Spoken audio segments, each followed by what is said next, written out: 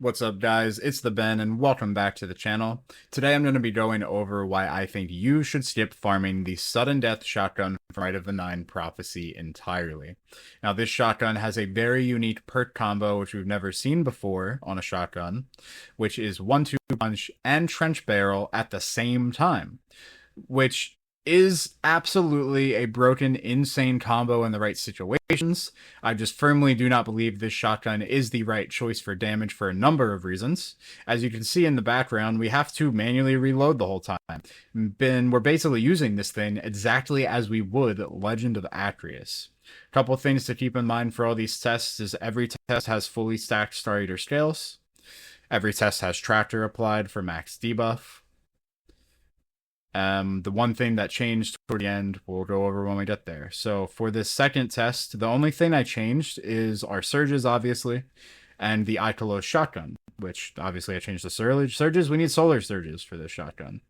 Couple things to keep in mind are the fact that Song of Flame allows us to apply extra scorch stacks since we're now using a solar weapon. We also have Facet Ruin to increase our ignition damage. The Ikelos shotgun has Grave Robber, which means that at no point do we have to reload it at all. We get to just keep dumping rounds. And at the end here, we have our Tractor fall off, but that's okay because we still do way more damage than we do in either of our tests with the Sudden Death. So the big thing with Sudden Death is that you could use it for, like, taking out a lot of champions, because it'll give you a big 1-2 punch hit depending on what build you're using. Like if you're using Peregrine, you could maybe do something there.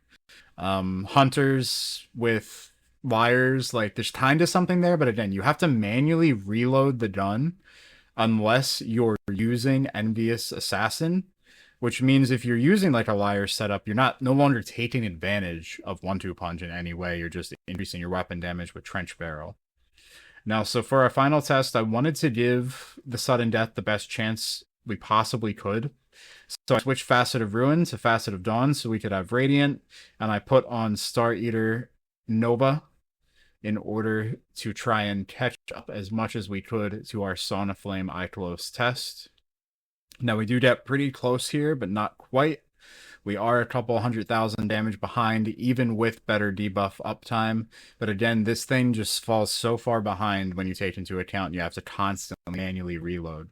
So I do firmly believe this is a skip unless you just really want the combo. And thank you very much for watching this quick video.